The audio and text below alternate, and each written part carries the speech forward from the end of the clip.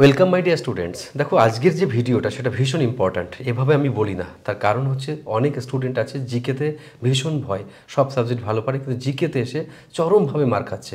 তো আজকে সেই সব স্টুডেন্টের জন্য একদম তথাকথিত চ্যাপ্টার ধরে ধরে কোন চ্যাপ্টারে কোথায় কতটা দরকার সেই জায়গাটা পুরোটা ডিসক্রাইব করব।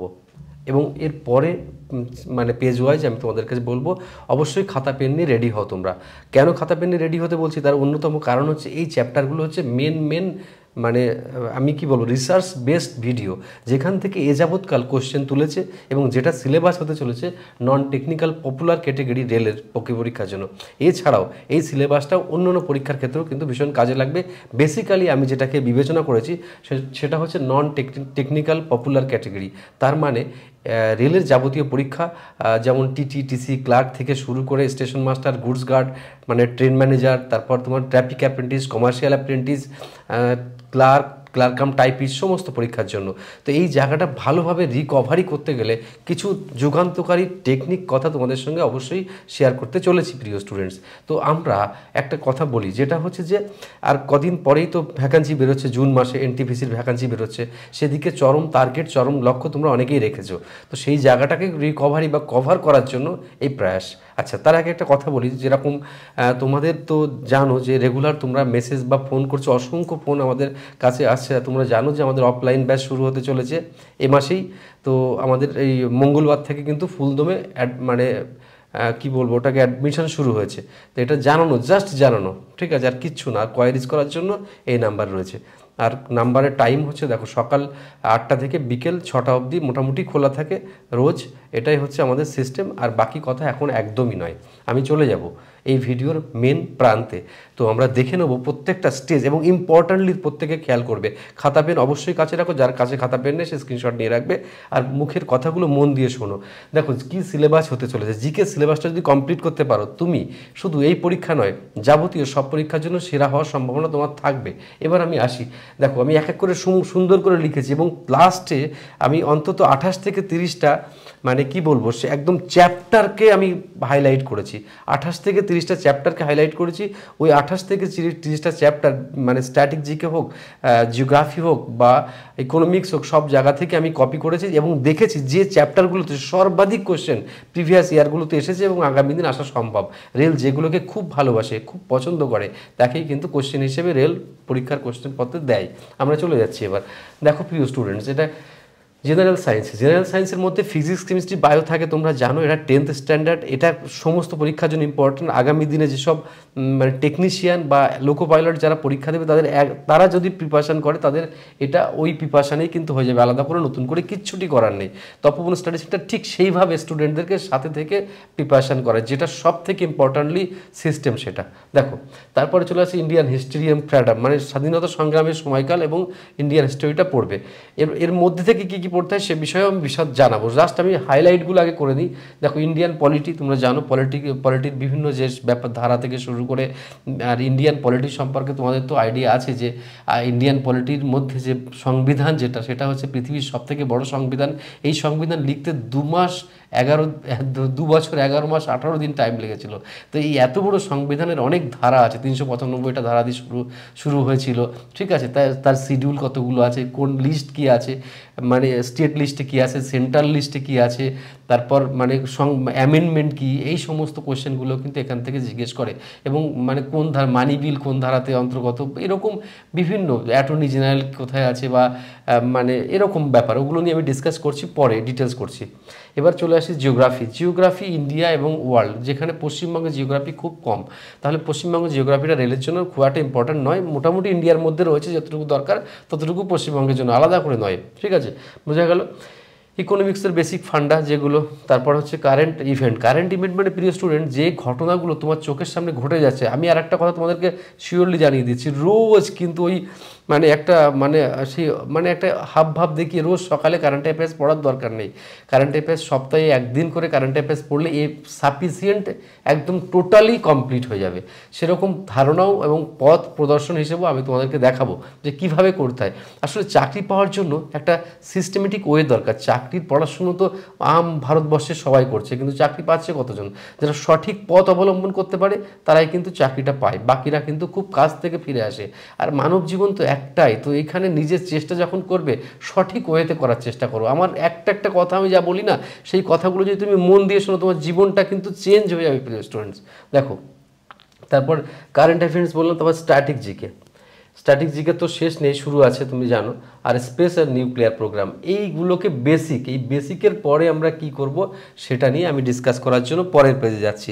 আমি পরের পেজে তুলেছি এমন কিছু মানে চ্যাপ্টার, যে চ্যাপ্টারগুলো এই এনটিপিসি পরীক্ষার জন্য ভীষণ ইম্পর্ট্যান্ট, সেই চ্যাপ্টারগুলো। এবং এতকাল ধরে ওই চ্যাপ্টারগুলোকেই রেলওয়ে বোর্ড বা টিসিএস সংগঠিত যে এক্সামগুলো তারা কিন্তু ফলো করছে। সে বিষয়ে আমি বিশদ তথ্য তোমাদের সঙ্গে দেব। দেখো, এই যে special important topic, special and important topics, কেন কথাটা লিখেছি তার পেছনে গুরুত্ব তোমরা নিশ্চয়ই বুঝতে পারছো। দেখো, ইউনাইটেড নেশন অর্গানাইজেশন, এখান থেকে যে কোশ্চেন আসবে, ইউনাইটেড নেশন অর্গানাইজেশনের প্রতিষ্ঠাতা কবে, 1945-এ প্রতিষ্ঠাতা, 24শে অক্টোবর। তারপর হেডকোয়ার্টার কোথায়, কতগুলো তার প্রিন্সিপাল অর্গান আছে, সেই অর্গানগুলোর কি কাজ, মানে কোন অর্গান কি কাজ করে, আর সেই মানে মুখ্য সেই সংগঠনগুলো সেগুলো কোথায় কোথায় অবস্থিত, হেডকোয়ার্টার কি, তাদের কাজ কি, এসবগুলো কিন্তু এখান থেকে আসবে। ফুল ফর্ম মানে অ্যাব্রিভিয়েশন যেটাকে বলে, বিভিন্ন অ্যাব্রিভিয়েশনগুলো তোমরা কালেকশন করবে, কোন অ্যাব্রিভিয়েশনগুলো ইম্পর্ট্যান্ট, যেগুলো আধুনিককালে বিভিন্ন রকম মানে মানে সিস্টেমের সঙ্গে রিলেটেড থাকছে, সেই রকম ফুল ফর্ম। আদিকালের ফুল ফর্ম কিন্তু এখন আর আসছে না। সেন্সাস 2011টা পড়বে, আর তার সাথে 2021 আপকামিং যদি এর মধ্যে বেরিয়ে যায় তাহলে সেটাও কিন্তু আমাদের পড়তে হবে। নীতি আয়োগ, জানো এটা আগে 5 ইয়ার প্ল্যান ছিল, এখান থেকে প্রচুর কোশ্চেন আসতো।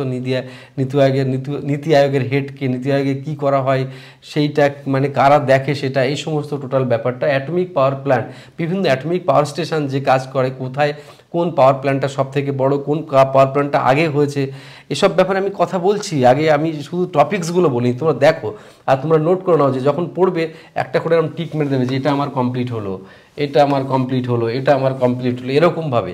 তো এই যে প্রপার ওয়েতে যদি না পড়ো, তুমি কোথাও বাদ দিয়ে পড়লে আর একটা অনেক পড়ে দিলে, কোনোটা পড়লে না, তো তোমার বাউন্ডারি এভাবে তোমাকে নিজেকে ক্রিয়েট করতে হবে। দেখো, তারপর হচ্ছে অ্যাটমিক পাওয়ার প্ল্যান্ট, দেখো, তারপর হচ্ছে largest producer India and world, কোথায় কীরকম মানে প্রডিউস হয়। যেমন তুমি ধরে নাও, মানে ইউএসএতে কোন কোন প্রোডাক্টগুলো বেশি হয়, তারপর তোমার মনে করো মালয়েশিয়াতে কোন কোন প্রোডাক্ট বেশি হয়, ইন্ডিয়াতে কোথায় কোন রাজ্যে কোন প্রোডাক্টগুলো বেশি হয়, এই সমস্তগুলো, চা কোথায় বেশি হয়, কফি কোথায় বেশি হয়, রাবার কোথায় বেশি হয়, এইরকম মশলা কোথায় বেশি পাওয়া যায়, আখ কোথায় বেশি পাওয়া যায়, এইরকম কোশ্চেনগুলো কিন্তু পরীক্ষাতে আসে।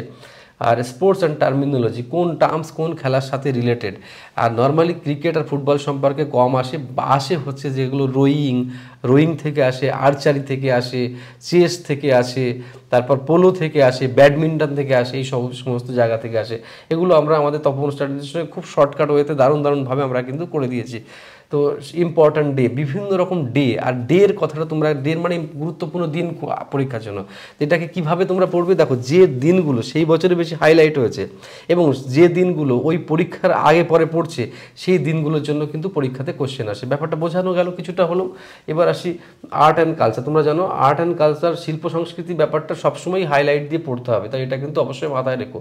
এগ্রিকালচার, আমি এখানে কিন্তু সব কিছুর মধ্যে থেকে নিয়েছি, আমরা শুধু স্ট্যাটিক জিকে নয়, মানে জিওগ্রাফি, পলিটিক্যাল সায়েন্স থেকে শুরু করে তোমার ইকোনমিক্স, তারপর তোমার ওয়ার্ল্ডের বিভিন্ন অ্যাফেয়ার্স, সব কিছু সম্পর্কে কিন্তু এখানে আমি লিখেছি। কাপ, ট্রফি, কোন ট্রফি কিসের সঙ্গে যুক্ত, কোন খেলায় কি সাফল্য, কি পাওয়া যায় না পাওয়া যায়, সেই সবগুলো। আর্ট অ্যান্ড কালচার বলো, এগ্রিকালচার বলো, সোলার সিস্টেম, পৃথিবী সংক্রান্ত, যেটা সোলার কতগুলো গ্রহ আছে, কোন গ্রহ মানে উপগ্রহ কী কী আছে, সব থেকে বড় উপগ্রহের নাম কি, সব মানে কার কতগুলো উপগ্রহ আছে, এই সব কার রিং আছে, কার নেই, কোনটাকে কোন দিনটা সব থেকে বড়, কোন দিনটা সব থেকে ছোটো, এই সমস্ত কোশ্চেনগুলো এখান থেকে আসবে। ঠিক আছে। রিভার্স ইন ইন্ডিয়া, আমাদের দেশ তো নদীতে ভরা আছে, প্রচুর নদী আমাদের দেশে আছে। নদী কোন জায়গা থেকে উৎপত্তি, কোথায় গেছে, তার উপকূলে কোন কোন শহর গড়ে উঠেছে, সেই নদীগুলোর মানে উপনদী কী, শাখা নদী কী, সেই নদীগুলোর গতিপথ, মানে বদ্বীপ কোথায় করেছে, সেই নদীতে কোথায় খাড়ি করেছে, সেই নদী কি ডেঞ্জার নাকি, মানে এরকম বিভিন্ন রকমের কোশ্চেন নদী থেকে কিন্তু তোমাদের আসতে পারে। তারপর ফেস্টিভ্যাল জানো, ইন্ডিয়া মানে হচ্ছে ফেস্টিভ সেশন চলে। কোন ফেস্টিভ্যাল, বিহু কোথায় হয়, কীর্তন গান কোথায় হয়, বাউল কোথায় হয়, পুতুল নাচ কোথায় হয়, তারপর যাত্রা কোথায় হয়, তারপর তোমার এরকম মানে তো মানে পোঙ্গল কোথায় হয়, এরকম অসংখ্য আছে, সেগুলো পরীক্ষাতে আসে। ঠিক আছে, ফোক ড্যান্স তোমরা জানো, বিভিন্ন রকমের ড্যান্স, ছৌ নাচ থেকে শুরু করে ভারতনাট্যম থেকে শুরু করে এরকম অনেক নাচ আছে যেগুলো, এগুলো সংক্ষেপে সুন্দর করে মনে রাখার টেকনিকও আছে। আর একটা কথা বলি, জিকে যখন পড়বে তখন মাইন্ড ম্যাপ তৈরি করবে। জিকে পড়ার আলাদা কৌশল তোমাকে নিতে হবে। কেমন করে বলো তো? জিকে পড়তে গেলে তোমাকে মাইন্ড ম্যাপ করতে হবে, জিকে পিকচার ওয়াইজ তোমাকে সাজাতে হবে। আর জিকেতে পারি না বুঝি না করলে চলবে না, কারণ জিকে বারবার বারবার পড়তে হয়, আর জিকে অনুমান করতে হয়, অনুসরণ করতে হয়, ইমাজিন করতে হয় মনে মনে যে এই জায়গাটা এরকম এরকম এরকম এরকম ব্যাপার। আর যতটা মানে তুমি বারবার চর্চা করবে। আর একটা কথা বলি, জিওগ্রাফি যখনই পড়বে বা তখন পলিটিক্যালি মানে জিও পলিটিক্যাল যে ম্যাপ আছে গুগলে সার্চ করে সেই ওটা ম্যাপ দেখে দেখে পড়বে, তাহলে জিওগ্রাফি পড়াটা মনে থাকবে না। আদারওয়াইজ জিওগ্রাফি পড়া কিন্তু মনে থাকে না। ঠিক আছে, আশা করি বোঝা গেল। আর বেশি কঠিন কঠিন জিনিস পড়বে না, সহজ জিনিস পড়বে, তাতে কিন্তু চাকরি পাওয়ার সম্ভাবনা প্রকট হয়ে ওঠে। ঠিক আছে, তো চলে যাচ্ছি। ফেস্টিভ্যালস আছে, ফোক ডান্স আছে, ন্যাশনাল পার্ক। ন্যাশনাল পার্ক জানো ইম্পর্টেন্ট কতগুলো ন্যাশনাল পার্ক আছে, কোন রাজ্যে কতগুলো আছে, কোন রাজ্যে সব থেকে বেশি ন্যাশনাল পার্ক আছে, কোন রাজ্যে ন্যাশনাল পার্ক প্রথম ন্যাশনাল পার্ক, কোন রাজ্যে ন্যাশনাল পার্কে কোন প্রাণী মানে থাকে, সেখানে কোনটা ভাসমান ন্যাশনাল পার্ক কোনটা, এই টাইপের কোয়েশ্চেন কিন্তু হাজারো পরীক্ষাতে এসেছে। ঠিক আছে, তারপরে স্যাঞ্চুয়ারি যেটা, ঠিক আছে, বার্ড স্যাঞ্চুয়ারি কোথায়, সব থেকে বড় বার্ড স্যাঞ্চুয়ারি কোথায়, বা এরকম রিলেটেড কোয়েশ্চেন তোমার পরীক্ষাতে আসছে কিন্তু। Dams, Indian dams. ড্যামস বলতে কোন মানে কোন নদীতে কোন বাঁধ, কোন বাঁধ পৃথিবীর সব থেকে বড়, কোন বাঁধ পৃথিবীর সব থেকে উচ্চতম, কোন বাঁধ অনেক পুরনো বাঁধ, কোন নদীতে অনেক বেশি বাঁধ আছে, কোন বাঁধকে কোন নামে ডাকা হয়, এইগুলো মানে এই সবগুলো, কোন নদীতে কতগুলো বাঁধ আছে, এই সমস্ত কোয়েশ্চেন পরীক্ষাতে আসে ড্যামস থেকে। এবার আসি আমি মাউন্টেন্স এবং পিক, মানে সাউথ ইন্ডিয়ার মাউন্টেন পিক কোনটা সব থেকে উঁচু, আন্দামানের কোনটা, তারপর আমাদের টোটালের কোনটা, অল ওভার ইন্ডিয়াতে কোনটা, আমাদের নেপালে কোনটা আছে পিক, এই সমস্ত পিক এবং তার হাইটটা কত আছে, এবং হিমালয়ের যে মানে ব্যাপারটা মানে কোনটাকে আপার হিমালয় বলে, এই সব রিলেটেড কোয়েশ্চেনগুলো কিন্তু আসবে। তোমরা বুঝতে পারছো আমি ইতিহাস ভূগোল কোনোটাই ছাড়িনি, সব জায়গাতেই কিন্তু ইম্পর্টেন্ট টপিকসটাকে তুলে রেখেছি। এটা যে এই পর্যন্ত ভিডিওটা এখনও দেখছো, আমার মনে হয় তার একটা মানে সঠিক মানে তথ্য হাতে পেয়ে যাচ্ছে। এবার তোমার কাজ হচ্ছে স্মুথলি পারফর্ম করা এবং রান করা। ওকে, তো দেখো লেকস আছে, ইম্পর্ট্যান্ট লেকস কোথাকার, কোথায় কোন লেক কোন রাজ্যে অবস্থিত, কোন লেককে মডার্ন লেক বলা হয়, কোন লেক সব থেকে বড় লেক, তারপরে মানে কোন লেকে কি বলবো মানে কোন লেকের ধারে কোন শহর গড়ে উঠেছে, বা এরকম টাইপের কোশ্চেন আসে এখান থেকে। কারেন্সি, এগুলো দেশ, মুদ্রা, রাজ্য, এগুলো পড়লে কী হবে বলতো, কোন কারেন্সি কোথায় চলে, এগুলো শর্টকাট ফর্মে আমাদের ভিডিও দেওয়া আছে এখানে। দেখবে কোন সমস্ত দেশের রাজধানীর নামগুলো কিভাবে মনে রাখবে, তার শর্টকাট টেকনিক অবলম্বন করে তোমাকে পড়তে হবে। ঠিক আছে, সহজ কোশ্চেন, কিন্তু এতেই কিন্তু অনেকে পারে না, তার জন্য বলে না পচা শামুকে পা কেটে যায়, ঠিক তেমনই ব্যাপার। এবার সিটি, কোন নদীর তীরে কোন শহর গড়ে উঠেছে। এবার তো ওয়াটারফল, ওয়াটারফল মানে কি স্যার? ওয়াটারফল মানে হচ্ছে তোমার ঝর্ণা, কোন ঝর্ণা কোথায় আছে, কোন জলপ্রপাত কোথায়, সেটা সব থেকে বড় জলপ্রপাতের নাম কি। এবার দেখো টেম্পেল ইন ইন্ডিয়া, টেম্পেল ভারতবর্ষের মন্দির, কাকে মন্দিরের শহর বলা হয়, কোন মন্দির কোথায় আছে, কোণার্ক মন্দির কোথায়, কোণার্ক মন্দির কোন রাজারা করেছে, অমুক মন্দির কোথায়, শবরীমালা মন্দির কোথায়। ঠিক আছে, এরকম তিরুপতি মন্দির কোথায়, হাজারো এরকম কোশ্চেন থাকে, সেগুলো তোমাকে পড়তে হবে। ইন্ডিয়ান রেলওয়ে সম্পর্কে তো কোনো কথা নেই, দুটো একটা কোশ্চেন থাকবেই, বা রেলওয়ের কারখানা কোথায় আছে, ইত্যাদি ইত্যাদি তোমাকে কিন্তু জিজ্ঞেস করতে পারে। তারপর রেলের কত সালে মানে ইলেকট্রিফাইড হচ্ছে, রিজার্ভেশন শুরু হয়েছে কত সালে, কত সাল থেকে রেল মানে স্ট্রাইক হয়েছিল কত সালে, কত রেলের ফিনান্সটা কিভাবে দেখা হয়, রেলের থেকে আর্নিং কিভাবে বিচার করা হয়, রেলের কতগুলো স্টেশন আছে, কতগুলো স্টেশনটা আধুনিকীকরণ করা হচ্ছে, ইলেকট্রিফাইড কত অংশ হয়েছে, এই সমস্ত মামুলি কোশ্চেন। সবথেকে রেলের বড় ব্রিজ কোথায় অবস্থিত, তার দৈর্ঘ্য কত, তারপরে মানে কোন ট্রেন সব থেকে বেশি দ্রুত বেগে চলে ইন্ডিয়ার মধ্যে, এই সমস্ত কোশ্চেনগুলো পরীক্ষাতে আসে। ঠিক আছে, ইন্ডিয়ান রেলওয়ে স্পেস প্রোগ্রাম তো জানোই, কোন প্রোগ্রাম মানে জনক কে, তারপরে কত সালে ভাবা কত সালে গঠিত হয়েছে, ডিআরডিও কত সালে গঠিত হয়েছে, ডিআরডিওর কতগুলো ব্রাঞ্চ আছে, ডিআরডিওর হেড অফিস কোথায়, মানে এই সমস্ত কোশ্চেনগুলো তোমাকে পড়তে হবে, ঠিক। স্কিম নিয়ে তো কোনো কথাই নেই, মোদি কোন স্কিম করেছে, মমতা ব্যানার্জি কোন স্কিম করেছে, সেই স্কিমগুলোর মধ্যে কোনটা পপুলার স্কিম এবং কোন স্কিমের সুবিধা কত, কোন স্কিমের মানি প্রাইস কত, সেসবগুলো কিন্তু পরীক্ষা আসার জন্য মুখিয়ে আছে। তবে স্টেট গভর্নমেন্টের ক্ষেত্রে কম, সেন্ট্রাল গভর্নমেন্টের তা বেশি আসে, এটাও জানিয়ে রাখলাম। ইন্ডিয়ান রাজ্য সম্পর্কে জানতে হবে, পোর্ট সম্পর্কে জানতে হবে, আধুনিক পোর্ট কোনটা, অল ওভার ইন্ডিয়ার মধ্যে পরিপূরক পোর্ট কোনটা, যেরকম হলদিয়াকে গ্রিন পোর্ট বলা হয়, এই সমস্ত ব্যাপারগুলো। আশা করি আমার কথা বুঝতে পেরেছো। এবার পাশেস মানে বিভিন্ন রকম তোমার যে গিরিখাত, কোন গিরিখাত কোথায়, তারপরে নাথুলা পাস কোথায়, নাথুলা পাস কোন রাজ্যের সঙ্গে এন্ট্রি পথ, অমুক গিরিপথ, সব এরকমভাবে কোশ্চেনগুলো আসে। ইন্ডিয়া এবং ইটস বাউন্ডারি, কোন দেশের বাউন্ডারির সঙ্গে সঙ্গে হচ্ছে পৃথিবীর পঞ্চম বাউন্ডারি কোনটা আছে, ইন্ডিয়া বাংলাদেশ যেমন আছে, তার সঙ্গে আমাদের ভারতবর্ষের সঙ্গে কোন দেশের বাউন্ডারি সব থেকে বেশি, কোন দেশের বাউন্ডারি ভারতবর্ষের সঙ্গে খুব কম জায়গা টাচ করে আসে, যেন 106 কিলোমিটার আফগানিস্তান। হ্যাঁ, তারপরে ত্রিপুরা রাজ্য যেরকম বাংলাদেশ 3 দিক থেকে ঘিরে আছে, আমাদের প্রতিবেশী রাজ্য কটা আছে, আমাদের জলের দিক দিয়ে প্রতিবেশী রাষ্ট্র কতগুলো, রাজ্য কতগুলো আছে, এই সমস্তগুলো আমাদের সব থেকে মানে মানে এই প্রতিবেশী রাজ্যে আবার কখনো ডিস্ট্রিক্ট দিয়ে দেয়, এই সবগুলো মানে কোশ্চেন। আশা করি বুঝতে পারছো তোমরা। ট্রাইব, বিভিন্ন জনজাতি, কোন জায়গায় জনজাতি, ভিল কোথায় বাস করে বেশি, কোথায় ওরাংরা বাস করে বেশি, এরকম টাইপের কোশ্চেন এখান থেকে কিন্তু আসে। এয়ারপোর্ট অফ ইন্ডিয়া, এয়ারপোর্ট আধুনিকীকরণ কবে হয়েছে, কত সালে গঠিত হয়েছে, কোন জায়গায় কোন এয়ারপোর্ট, ইন্টারন্যাশনাল এয়ারপোর্টগুলোর নাম মুখস্থ করতে হবে, এগুলোই কিন্তু পড়তে হবে তোমাদের।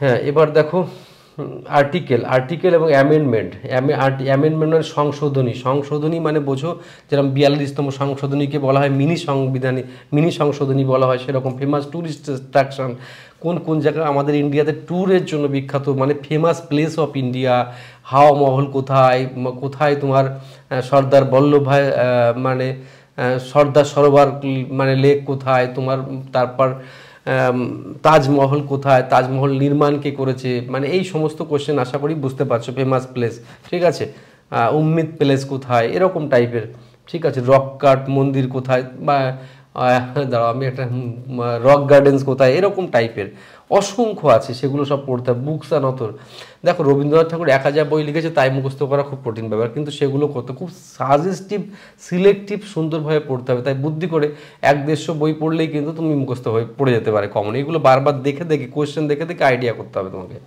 এবার মিলিটারি এক্সারসাইজ বিভিন্ন, তারপরে first and last in the world, সেগুলো তোমাকে কিন্তু পরীক্ষাতে আসে।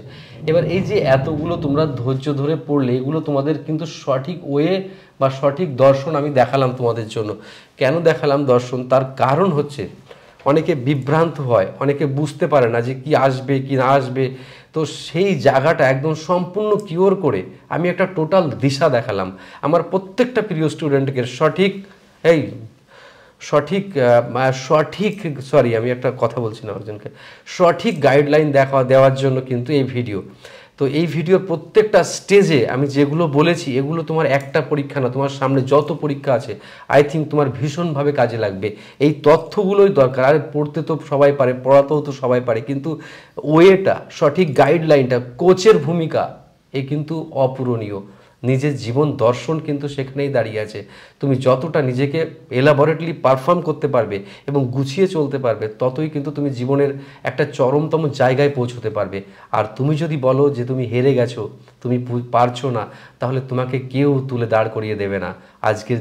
আজকের জামানা, আজকের দিন যা পড়েছে, কেউ কাউকে সামান্যতম হেল্প করতে চায় না। তো এই জায়গায় দাঁড়িয়ে নিজের উত্থানটাকে বড় করে তুলতে গেলে তোমার অবশ্যই সেরা পারফর্ম করার দরকার তোমার। আর সঠিক ওয়ে, সঠিক পথ এবং সঠিক পড়াশুনো তোমার চাকরি পাওয়ার ক্ষেত্রে কিন্তু অনেক বড় জায়গায় দাঁড় করাবে প্রিয় স্টুডেন্ট। আজকে এখানেই ছাড়ছি। আর একটা কথা বলে রাখি, এই যে চ্যাপ্টার ওয়াইজ যদি তোমরা চাও, আমি মাঝে মাঝে তোমাদেরকে চ্যাপ্টার ওয়াইজ বিভিন্ন রকমের টপিকস ধরে ধরে আমি কিন্তু তোমাদের সামনে ভিডিও বা পড়ানো স্টার্ট করতে পারি, যদি তোমাদের ভীষণভাবে দরকার মনে হয়।